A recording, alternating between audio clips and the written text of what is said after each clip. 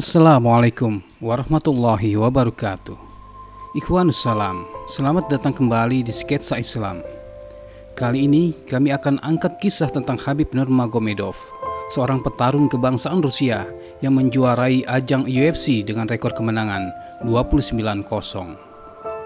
Namun sebelumnya, bagi Anda yang baru saja berkunjung ke channel ini, silakan simak kisah-kisah lain yang tak kalah menarik dan bermanfaat.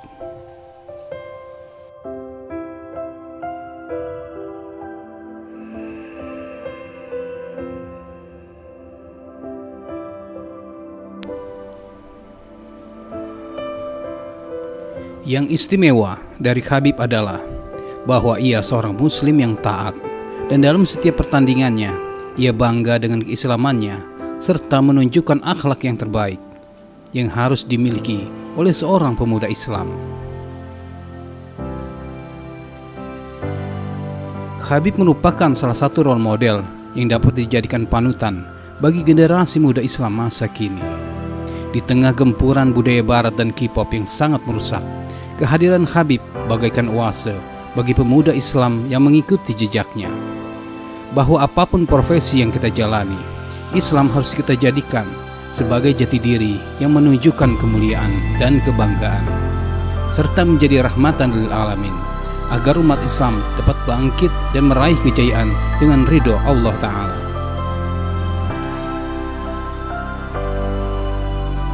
Di balik kesuksesan Khabib, ternyata ada orang-orang yang sangat berperan baginya. Salah satunya adalah ayahnya. Abdulmanaf Nurmagomedov adalah veteran Angkatan Darat Uni Soviet.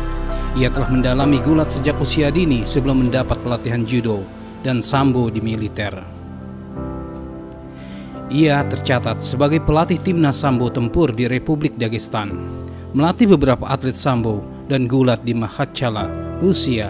Selain itu, Abdulmanaf juga dikenal sebagai seorang yang sangat religius. Dengan latar belakang inilah ia menempa Khabib hingga menjadi sosok yang sangat tangguh dan disegani.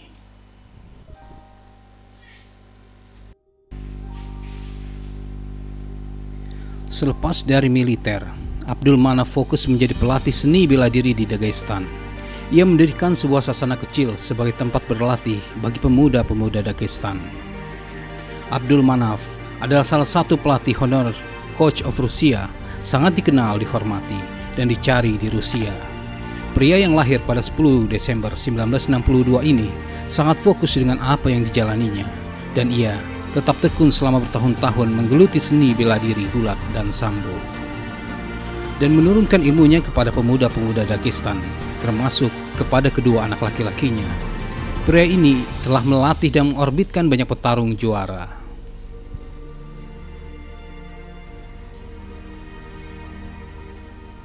Pada tanggal 20 September 1988, lahirlah anak laki-laki kedua yang ia beri nama Khabib Nurmagomedov.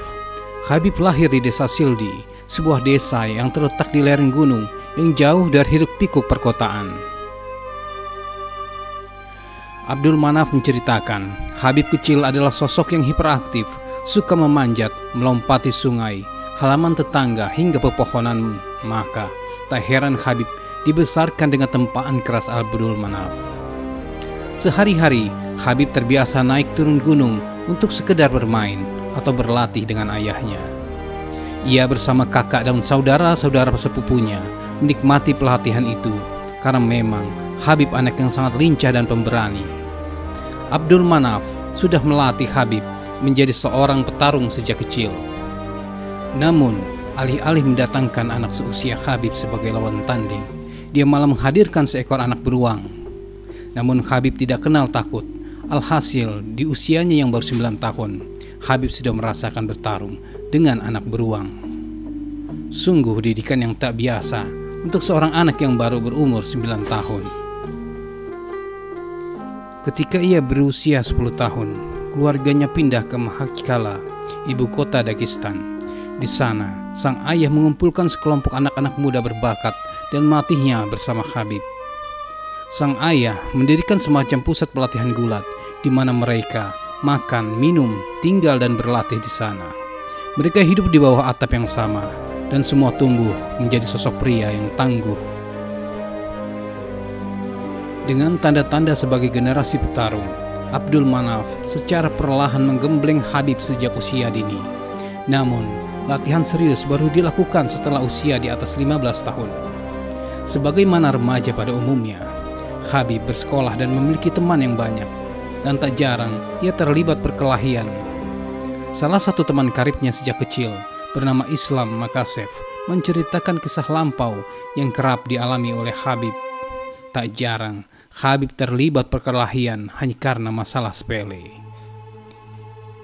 Ia sering diminta pertolongan oleh teman-temannya untuk berkelahi dengan orang lain, hanya karena sikap solidaritasnya yang tinggi, dan hal ini menjadikannya terkenal di kalangan teman sekolahnya. Khabib selalu menjadi yang utama untuk diturunkan melawan pentolan sekolah lain. Hasilnya pun bisa ditebak. Khabib selalu tampil menjadi pemenang dalam pertarungan sengit antar jagoan sekolah tersebut. Jika terjadi 100 orang melawan 100 orang, para pelajar di sekolahku pasti akan memilih Khabib sebagai petarung pertama. Dia akan menghadapi seseorang. Apabila Khabib yang maju, hasil akhirnya selalu tidak mengejutkan, selalu menang. Memang selalu seperti itu, kata Islam Makasev. Abdul Manaf memiliki keinginan dan impian yang besar untuk Khabib. Ia melihat potensi dan kesempatan bagi Khabib untuk terjun ke dunia gulat profesional. Bukannya tertekan, Khabib justru termotivasi mimpi sang ayah yang mengharapkan ia jadi atlet kelas dunia. Ia semakin semangat dalam berlatih dan mulai terjun ke kompetisi tarung dalam liga-liga kecil yang ada di Rusia. Salah satu hal yang dilakukan di pusat pelatihan itu adalah menyaksikan rekaman demi rekaman pertarungan gulat bebas. Ia menyaksikan rekaman perkelahian mereka, menganalisis teknik bertarung, dan menirukan beberapa teknik terbaik mereka. Mimpi Abdul Manaf pun tercapai.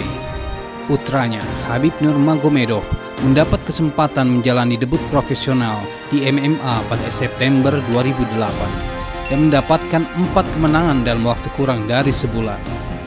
Pertandingan demi pertandingan dihadapi Khabib dengan hasil kemenangan yang luar biasa. Beberapa menang KO dan beberapa lagi TKO. Setelah mampu memenangi kejuaraan dunia Sambo 2010, Khabib bergabung dengan UFC pada tahun 2012.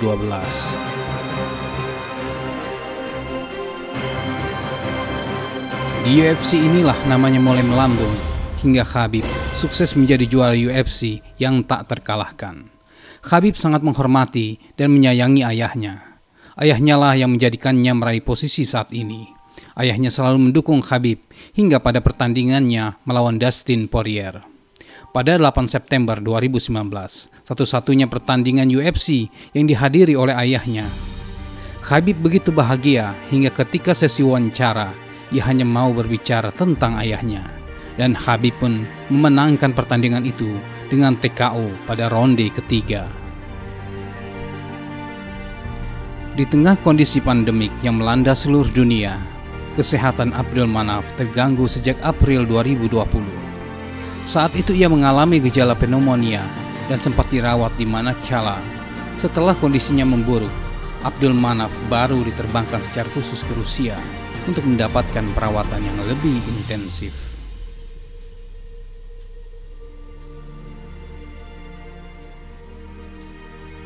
Abdul Manaf positif corona.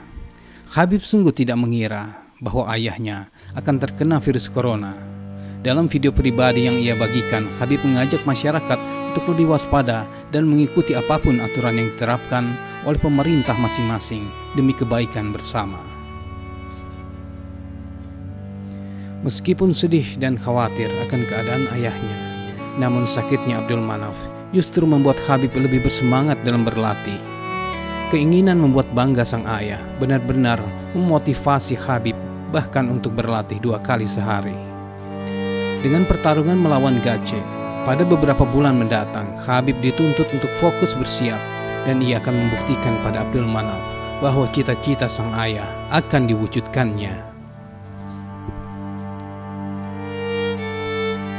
Setelah menjalani operasi jantung, keadaan Abdul Manaf dikabarkan membaik. Namun ternyata Allah berkehendak lain. Abdul Manaf akhirnya tutup usia pada hari Jumat, tanggal 3 Juli waktu setempat. Habib pun harus menerima kenyataan telah kehilangan ayah sekaligus guru untuk selama-lamanya. Seluruh komunitas MMA berduka atas kepergian Abdul Manaf. Terima kasih ayah untuk segalanya. Kamu mengajarkan saya banyak hal di sepanjang hidup saya. Saya akan merindukanmu ayah. Kamu adalah ayah juga seorang teman, saudara, dan pelatih dalam sosok satu orang. Kamu mengajarkan hampir seluruh hal yang saya ketahui. Saya harap kamu bahagia saat bersama saya. Demikianlah kisah hidup Khabib Nurmagomedov. Semoga kita dapat mengambil nilai-nilai positif yang terkandung di dalamnya. Wassalamualaikum warahmatullahi wabarakatuh.